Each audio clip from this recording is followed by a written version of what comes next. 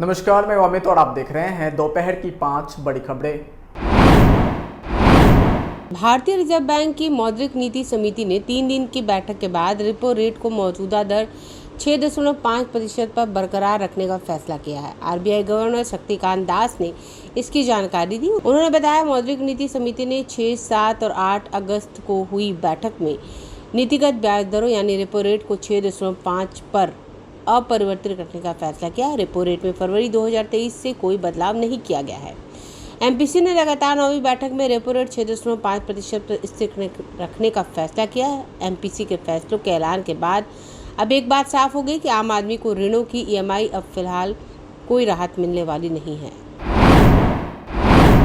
पश्चिम बंगाल के 34 साल के वाम मोर्चा शासन के दूसरे और आखिरी मुख्यमंत्री बुद्धदेव भट्टाचार्य का निधन हो गया। वे 80 वर्ष के थे। बुद्धदेव 2000 से 2011 तक लगातार 11 साल तक राज्य के मुख्यमंत्री रहे। बुद्धदेव के निधन की खबर उनके बेटे सुचेतन भट्टाचार्य ने आज सुबह दी। उनके निधन से पूरे बंगाल में शोक की लहर है। बंगाल में नेता प्रतिपक्ष शुभेंदु अधिकारी ने बुद्धदेव भट्टाचार्य के निधन पर शोक जताया। जानकारी के मुताबिक बुद्धदेव ने सुबह नाश्ता भी किया था।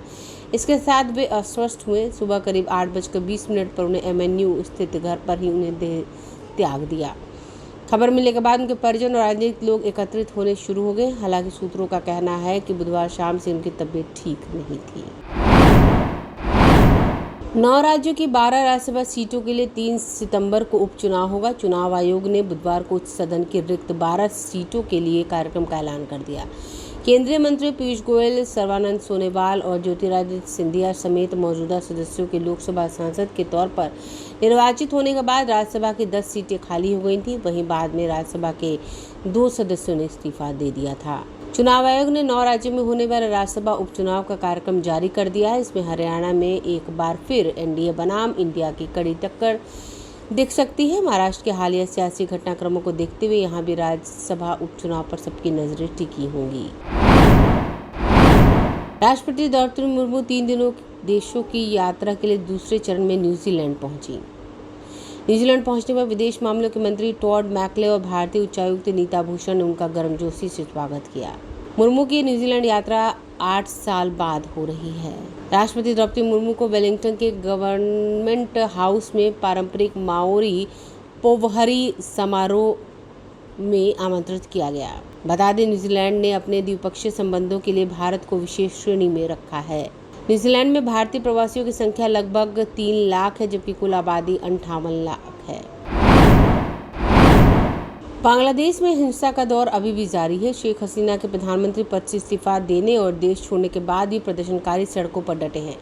हालात इतने बदतर हो गए हैं कि यहाँ के नागरिक देश छोड़कर भारत में घुसपैठ करने की कोशिश कर रहे हैं। इन सबके बीच प्रेटापोल बंदरगाह के जरिए भारत और बांग्लादेश के बीच व्यापार फिर से शुरू हो गया है। सुरक्षा के कड़े प्रबंध किए गए हैं। बता दें, सीमा सुरक्षा बल ने सैकड़ों बांग्लादेशी नागरिकों की घुसपैठ की कोशिश को कल नाकाम कर दिया था। बांग्लादेश में फैली अशांति के कारण लोगों का एक समूह मानिकगंज सीमा के पास से भारतीय क्षेत्र में घुसने की कोशिश कर रहा था। अगर आप भी अपने दुकान, प्रतिष्ठान, school, college, coaching centre, restaurant, cafe का विज्ञापन देना चाहते हैं, वो भी किफायती दर पर, तो आंखें न्यूज़ 24 लेकर आया है आपके लिए एक सुनहरा मौका। आंखें न्यूज़ 24 न्यूज़ पोर्टल की दुनिया में बिहार का सबसे उभरता हुआ चैनल, जहां बिहार झारखंड से जुड़े तमाम बड़ी खबरें देखने को मिलती है। तो देर किस बात की, आज भी जुड़े आंखें न्यूज़ 24 के साथ। संपर्क करें हमारे व्हाट्सएप नंबर 8935876430 पर। क्या आप पत्रकारिता के क्षेत्र में अपना कैरियर बनाना चाहते हैं? तो आज ही Royal Ashoka Institute of Mass Communication and Journalism में अपनी जगह सुनिश्चित करें। आर्यभट्ट ज्ञान विश्वविद्यालय पटना से मान्यता प्राप्त 100% प्लेसमेंट के साथ royal Ashoka Institute of Mass Communication and journalism नामांकन जारी है। हमारा पता है DS/16 गायत्री मंदिर के समीप, कंकड़ बाग, पटना 8,20,000। आप हमें संपर्क भी कर सकते हैं।